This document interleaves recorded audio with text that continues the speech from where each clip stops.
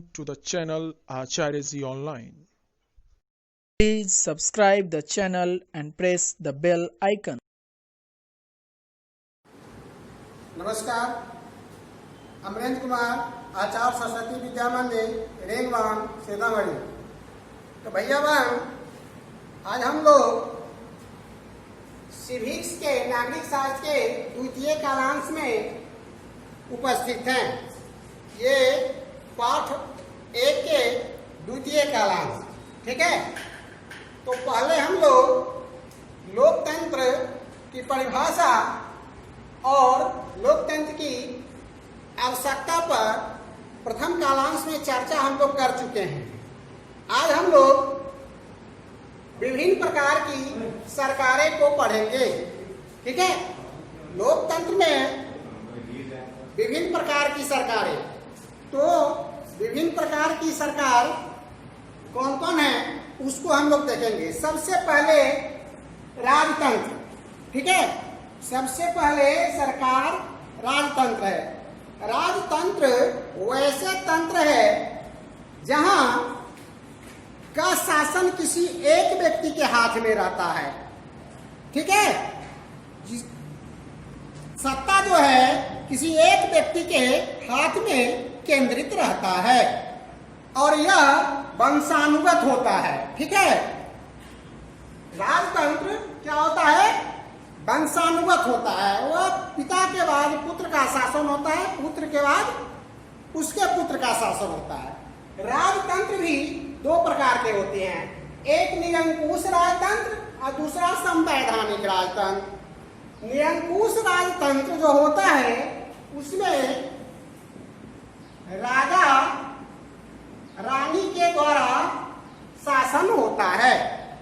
राजा रानी अपनी सुख सुविधा के अनुसार ही कानून बनाते हैं और जनता पर लागू करते हैं। जनता की सुख सुविधा से उनको कोई मतलब नहीं रहता है, ठीक है। ऐसे शासन राजतंत्र शासन व्यवस्था को निरंकुश राजतंत्र कहते हैं, जहां शासन की बागडोर राजा या रानी के हाथों में केंद्रित होता है।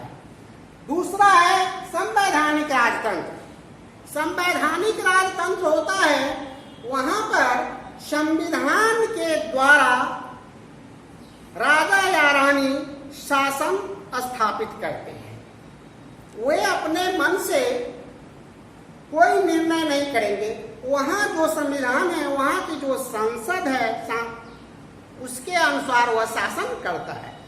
इसका उदाहरण संवैधानिक राजतंत्र का उदाहरण जो है देख इंग्लैंड में है।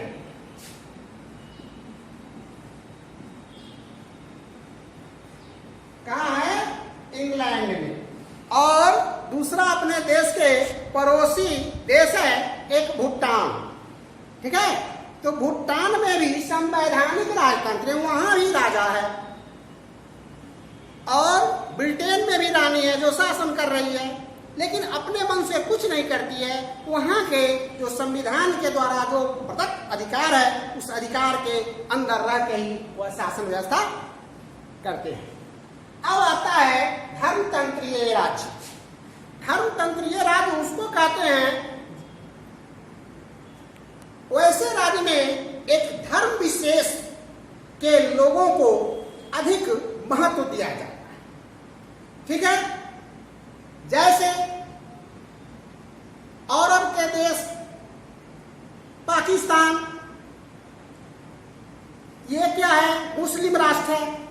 एक धर्म विशेष के लोगों को वहां संरक्षण प्रदान किया जाता है, विशेष अधिकार दिया जाता है। जापान, उसके बाद चीन बौद्धिक राष्ट्र है। यहाँ बौद्ध धर्मावलंबियों को विशेष महत्व वहाँ है, दूसरे धर्मावलंबियों को उतना अधिक महत्व नहीं दिया जाता है।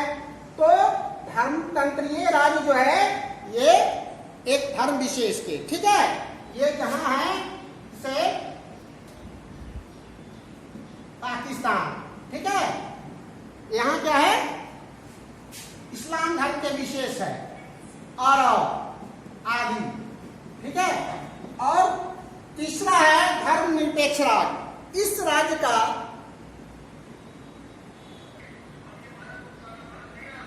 और धर्मनिरपेक्ष राज्य को देखेंगे। धर्मनिरपेक्ष राज्य वो ऐसा राज्य है जहां पर किसी एक धर्म के लोगों को प्राथमिकता नहीं दी जाती है। वहां सभी धर्म को समान अधिकार है। उस देश में सभी धर्म का आदर होता है, किसी विशेष धर्म का कोई महत्व नहीं है। ठीक है, जाति, संस्कृति, क्षेत्र, भाषा आदि के आधार पर वैसे लोगों के साथ किसी प्रकार का भेदभाव नहीं किया जाता है ना। धर्म, जाति, क्षेत्र, वेशभूषा आदि के आधार पर तो ऐसे देश को क्या कहते हैं? धर्मनिरपेक्ष राज्य, जैसे मेरा भारत। ठीक है, अब है अधिनायक या तानाशाही, यानी कि शासन की बागडोर एक व्यक्ति के हाथों में निहित रहता है। वह एक व्यक्ति सिर्फ अपने मतलब की बात करता है। हम लोगों ने वर्तमान में अभी देखा है,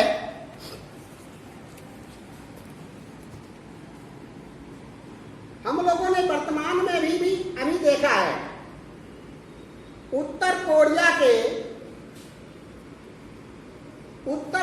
के जो तानाशाह किम जोंग को जानते ही हैं, है कि नहीं? और जर्मनी के तानाशाह एडोल्फ हिटलर, पाकिस्तान के शासक थे जनरल मुशर्रफ। बहुत दिनों तक अपने पड़ोसी देश बर्मा, म्यांमार में भी तानाशाही शासन था। तो ऐसे शासन को क्या कहते हैं? अधिनायक तंत्र या तानाशाही तंत्र, जो जनता की सुख सुविधा के लिए नहीं, वह स्वयं एक व्यक्ति विशेष की सुख सुविधा के लिए शासन चलता है। ठीक है, यह बहुत सारे देशों में हुआ है ना। जर्मनी में हुआ और है ना, जर्मनी में भी लागू कुछ दिन तक हुआ। उसके बाद पाकिस्तान में भी था और बर्मा में भी था। ठीक है, और आदि देश में भी। लीबिया में जनरल गद्दाफी था। उसके बाद इराक में सद्दाम हुसैन था। तो ऐसे बहुत सारे उदाहरण आपको मिल जाएंगे। अब है संसदीय सरकार। क्या है? संसदीय सरकार। ऐसा सरकार, संसदीय सरकार है ना, जिसमें कार्यपालिका और विधायिका का गठन होता है। प्रधानमंत्री कार्यपालिका के प्रधान होते हैं और अपने मंत्रियों के सहयोग से शासन चलाते हैं। वहां कोई भी कानून जो बनता है बहुमत के आधार पर चलता है। ठीक है, तो संसदीय सरकार बहुत सारे देशों में संसदीय सरकार है।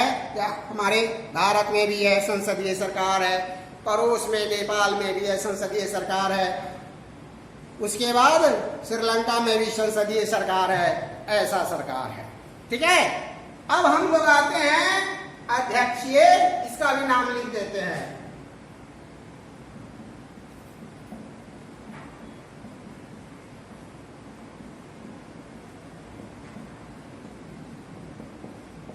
आदि देशों में संसदीय सरकार है। अब अध्यक्षीय सरकार।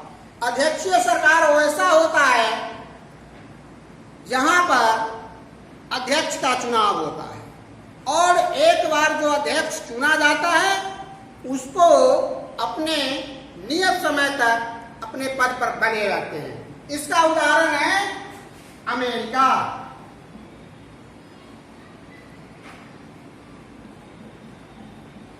यहाँ पर राष्ट्रपति का चुनाव 4 वर्ष के लिए होता है।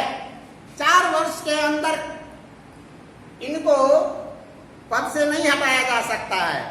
यहाँ पर कार्यपालिका और सांसद जो वहाँ के कांग्रेस कहलाते हैं, तो संसद में किसी दूसरी पार्टी की बहुमत होती है और राष्ट्रपति कोई दूसरा पार्टी का होता है, और दोनों स्वतंत्र होके अपना कार्य करते हैं। तो इसका उदाहरण है संयुक्त राज्य अमेरिका। एकात्मक सरकार, ऐसी सरकार जहां सभी शक्ति केंद्र में निहित होती है। प्रांतीय राज्य के हाथ में कोई शक्ति नहीं होता है। केंद्र सरकार की मर्जी पर प्रांतीय सरकार अपना कार्य करती है। जब केंद्रीय सरकार को लगेगा कि प्रांतीय सरकार के अधिकार में कटौती करना है, अधिकार विहीन कर देना है, तो वह कर देगा। यानी कि नाम मात्र का प्रांतीय सरकार होता है। ऐसा सरकार इंग्लैंड में है।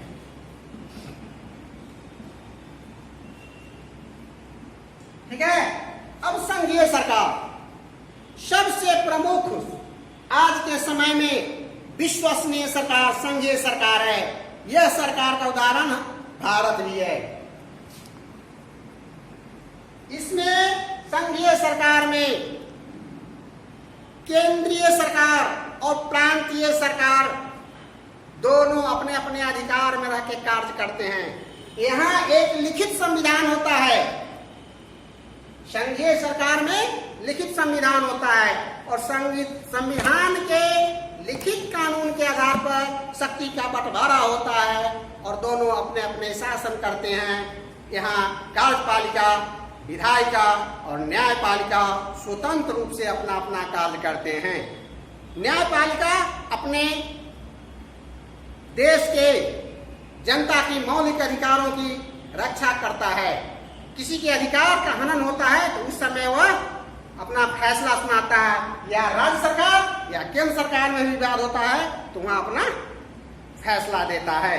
ठीक है। अब हम लोग गृह कार्य को देखेंगे।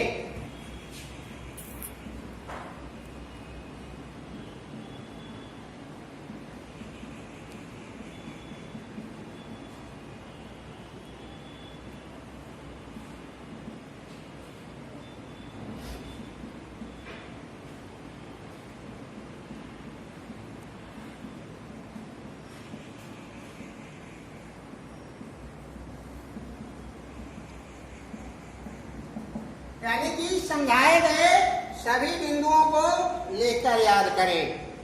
धन्यवाद।